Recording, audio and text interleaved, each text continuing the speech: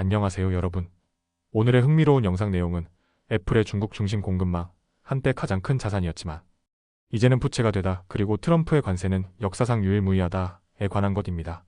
우선 좋아요 버튼을 누르고 채널 구독 및 알림 설정도 잊지 마세요. 여러분의 관심과 지지가 저희에게 큰 힘이 됩니다. 첫 영상은 월스트리트 저널이 보도한 아주 흥미롭고 중요한 이야기를 전해드리겠습니다. 이번 영상의 주제는 바로 애플, 중국 덕분에 세계 1위가 됐지만 이제 그 중국이 애플의 가장 큰 위협이 되다 라는 내용입니다. 그럼 지금부터 천천히 그리고 이야기 쉽게 풀어서 설명해 드리겠습니다. 한때 애플은 전 세계에서 가장 이상적인 글로벌 기업으로 평가받았습니다. 그 이유는 간단했습니다. 애플은 중국이라는 거대한 공장 국가를 이용해 가장 싸게, 가장 빠르게, 그리고 가장 완벽하게 아이폰을 만들어냈기 때문입니다. 스티브 잡스의 천재성이 아이폰을 탄생시켰다면 팀 쿡은 중국의 힘을 빌려 아이폰을 세계 최고의 제품으로 만들고 애플을 시가총액 4조 달러짜리 기업으로 키워냈습니다. 그런데 지금 그 중국이 애플의 발목을 잡고 있습니다. 바로 그 이유는 트럼프 대통령의 관세 폭탄 때문입니다. 트럼프 대통령은 최근 중국산 제품에 최대 145%의 초고율 관세를 부과했습니다. 그 타깃은 명확했습니다. 중국에 공장을 두고 있는 글로벌 기업들, 특히 애플 같은 기업들입니다. 트럼프 대통령의 속내는 분명합니다. 아이폰 미국에서 만들어라. 미국 내 일자리 창출, 제조업 부활, 그리고 기술 패권 전쟁. 이게 바로 트럼프 대통령이 노리는 그림입니다. 하지만 애플 입장에서 이건 재앙에 가깝습니다. 왜냐하면 지금 애플의 공급망은 중국 없이는 돌아가지 않기 때문입니다. 애플 아이폰은 단순히 폭스콘이라는 공장에서 조립만 하는 게 아닙니다. 화면, 배터리, 카메라, 반도체 등 수천 개 부품이 중국 각지에서 만들어지고 그것이 하나의 완제품으로 조립됩니다. 전 세계 어떤 나라도 이런 시스템을 중국처럼 빠르고 싸게 또 정교하게 만들어낼 수 없습니다. 이 시스템을 만들기까지 걸린 시간만 무려 40년. 단순히 공장 몇 개를 옮긴다고 해결될 문제가 아닙니다. 물론 애플은 위기를 감지하고 중국 밖으로 눈을 돌리기 시작했습니다. 인도와 베트남이 대표적입니다. 최근 인도 남부 첸나이 공항에서는 애플 아이폰을 가득 실은 비행기가 계속해서 미국으로 출발하고 있습니다.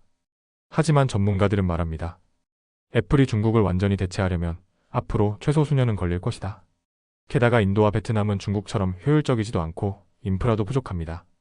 아무리 애플이라 해도 중국 공급망 없이 버티기는 어렵다는 겁니다. 그럼 애플의 선택지는 무엇일까요? 첫 번째, 미국에서 아이폰을 생산하는 겁니다. 하지만 이건 사실상 불가능에 가깝습니다. 미국 내 노동자 수가 부족할 뿐만 아니라 인건비가 너무 비싸기 때문입니다. 월가에서는 미국산 아이폰 가격이 3,500달러에 이를 것이라는 전망까지 나왔습니다. 두 번째, 다시 정치적으로 해결하는 방법입니다. 애플 CEO 팀 쿡은 과거에도 트럼프 대통령에게 로비의 관세 면제를 받아낸 경험이 있습니다. 이번에도 그 전략이 통할 수 있을지 주목되고 있습니다. 그런데 문제는 이게 임시 방편일 뿐이라는 점입니다. 미국과 중국 사이의 패권 전쟁은 이제 단기전이 아니라 장기전입니다. 오늘은 애플이 살아남더라도 내일은 또 어떤 새로운 규제가 나올지 모릅니다. 게다가 트럼프 대통령은 이번 관세 폭탄을 통해 애플만 겨냥한 게 아닙니다. 애플처럼 중국에 생산을 맡기고 있는 수많은 글로벌 기업들 전체를 압박하고 있습니다. 이것은 단순한 무역 전쟁이 아닙니다.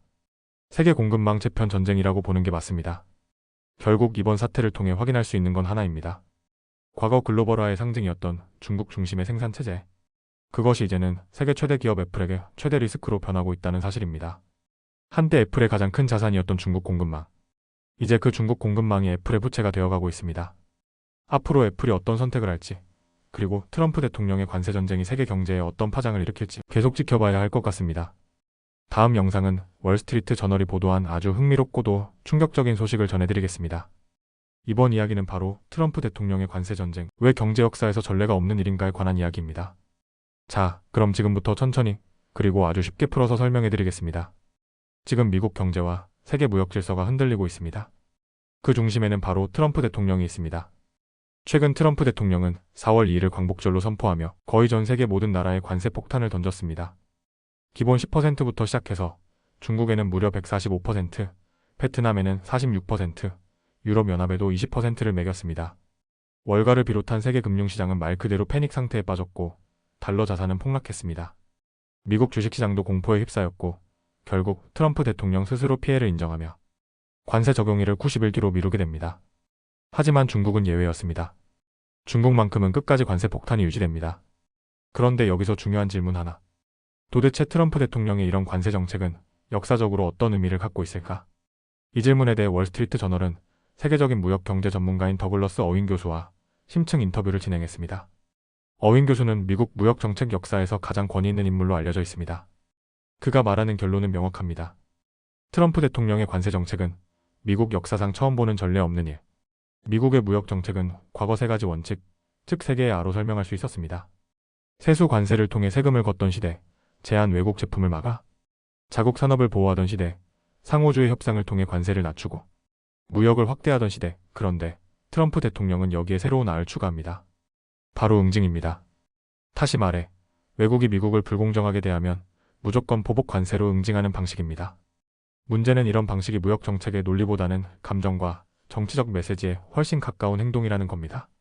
어윈 교수는 트럼프 대통령의 정책을 이렇게 정리합니다. 전략도 없고 계획도 없고 그냥 순간순간의 감정과 보여주기용 조치? 그는 이런 불확실성과 혼란이 미국 경제에 엄청난 부담을 주고 있다고 지적합니다. 기업들은 불확실성 때문에 투자를 멈추고 소비자들은 지갑을 닫고 결국 경기가 침체될 수밖에 없다는 경고입니다.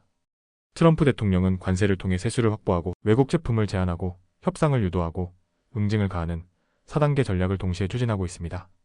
하지만 이건 서로 모순되는 전략입니다. 왜냐하면 관세를 협상의 카드로 쓰면 안정적인 세수 확보는 불가능합니다. 또 미국 내 생산을 늘리려면 관세를 계속 유지해야 하는데 협상 타결되면 관세는 내려가야 하기 때문입니다.